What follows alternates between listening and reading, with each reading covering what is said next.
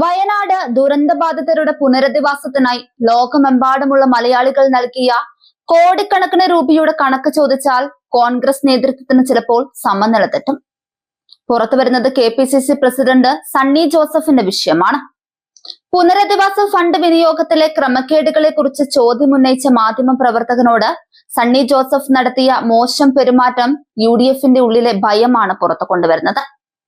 ചോദ്യമുന്നയിച്ച മാധ്യമ പ്രവർത്തകനോട് what you mean എന്ന് ചോദിച്ച അദ്ദേഹം മറുപടി പറയാൻ അനുവദിക്കാതെ തട്ടിക്കയറുകയാണ് ഉണ്ടായത്. വയനാട് പാക്കേജിനായി പിരിച്ച ഫണ്ട് സംബന്ധിച്ച ആദി കോൺഗ്രസിനെ അലട്ടുന്നുണ്ടോ എന്ന ചോദ്യത്തിന് എന്താണ് ക്രമക്കേട് പറയൂ എന്നായിരുന്നു പ്രസിഡന്റിന്റെ മറുപടി. അനാവശ്യമായ ചോദ്യമാണിതെന്നും ഇതിലൂടെ എന്താണ് ഉദ്ദേശിക്കുന്നതെന്നുമാണ് അദ്ദേഹം തിരിച്ചു ചോദിച്ചത്. കൃത്യമായ കണക്കുകൾ ചോദിച്ചപ്പോൾ നിങ്ങൾക്ക് മലയാളം അറിയുമോ, എനിക്ക് വേറെ പണിയുണ്ട് എന്നിങ്ങനെ മറുപടി നൽകി അദ്ദേഹം ഒഴിഞ്ഞുമാറി.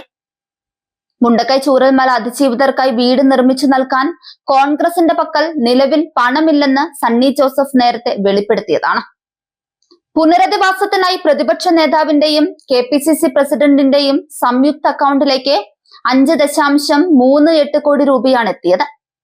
ഇതിനു പുറമെ യൂത്ത് കോൺഗ്രസ് സമാഹരിച്ച 1.5 കോടി രൂപയും നേതൃത്വത്തിന് കൈമാറിയതാണ്. ഇതിൽ നിന്ന് 9 ലക്ഷം രൂപ ആപ്പ് നിർമ്മാണത്തിനായി വിനിയോഗിച്ചു. 2 ഘട്ടങ്ങളിലായി സ്ഥലം വാങ്ങിയതോടെ കൈവശമുണ്ടായിരുന്ന തുക തീർന്നുവെന്നും KPCC ഫണ്ടിൽ നിന്ന് 97 ലക്ഷം രൂപ കൂടി അധികമായി ചെലവഴിക്കേണ്ടി വന്നുവെന്നുമാണ് ഔദ്യോഗിക വിശദീകരണം. ഭൂമി രജിസ്ട്രേഷൻ നടപടികൾക്കായി ഇനിയും 73 ലക്ഷം കൂടി ആവശ്യമാണെന്നും ഈ തുക KPCC AICC ഫണ്ടിൽ നിന്ന് കണ്ടെത്തുമെന്നുമാണ് അദ്ദേഹം അറിയിച്ചത്. 9 ലക്ഷം രൂപയാണ് ഒരു ആപ്പ് നിർമ്മാണത്തിനായി ദൂർത്തടിച്ചത്. ദുരിതബാധിതർക്ക് വീട് നൽകുന്നതിനേക്കാൾ ആപ്പ് ഉണ്ടാക്കുന്നതിലാണോ കോൺഗ്രസിന് താല്പര്യമെന്നാണ് BJP ചോദിക്കുന്നത്. 2 ഘട്ടങ്ങളിലായി സ്ഥലം വാങ്ങിയപ്പോൾ പണം തീർന്നുവെന്നും കയ്യിലുള്ള പണത്തേക്കാൾ അധികം ചിലവായെന്നുമുള്ള KPCCയുടെ വിശദീകരണം പച്ചക്കള്ളമാണ്. കോടിക്കണക്കിന് രൂപ ഫണ്ടിലേക്ക് ഒഴുക്കിയിട്ടും ഭൂമി രജിസ്ട്രേഷന് പോലും പണമില്ലെന്ന് പറയുന്നത് ജനങ്ങളെ വിഡ്ഢികളാക്കുന്നതിന് തുല്യമാണ്. ഈ തുക AICC ഫണ്ടിലേക്കും മറ്റും വക മാറ്റിയോ എന്ന സംശയവും ശക്തമായിട്ടുണ്ട്. പിരിച്ചെടുത്ത തുകയുടെ കൃത്യമായ ഓഡിറ്റ് റിപ്പോർട്ട് പുറത്തുവിടാൻ കോൺഗ്രസ് തയ്യാറാകാത്തത് എന്തുകൊണ്ടാണെന്നാണ് ജനം ചോദിക്കുന്നത്.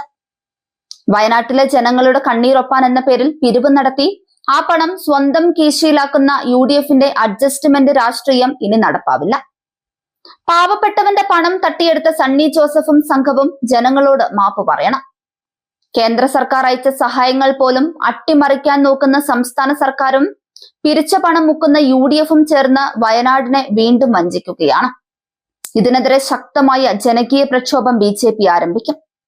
വയനാട്ടിലെ മുണ്ടക്കൈയിലും ചൂരൽമലയിലും ഉറ്റവരെയും ഉടയവരെയും നഷ്ടപ്പെട്ട് മണ്ണിൽ അന്തിയുറങ്ങുന്ന പാവപ്പെട്ടവരുടെ കണ്ണീരൊപ്പാൻ എന്ന പേരിൽ ലോകമെമ്പാടുമുള്ള മലയാളികളിൽ നിന്ന് കോടികൾ പിരിച്ചെടുത്ത കോൺഗ്രസ് ഇപ്പോൾ ആ പണം എവിടെ പോയി എന്ന ചോദ്യത്തിന് മുന്നിൽ വിറളി പിടിക്കുകയാണ്.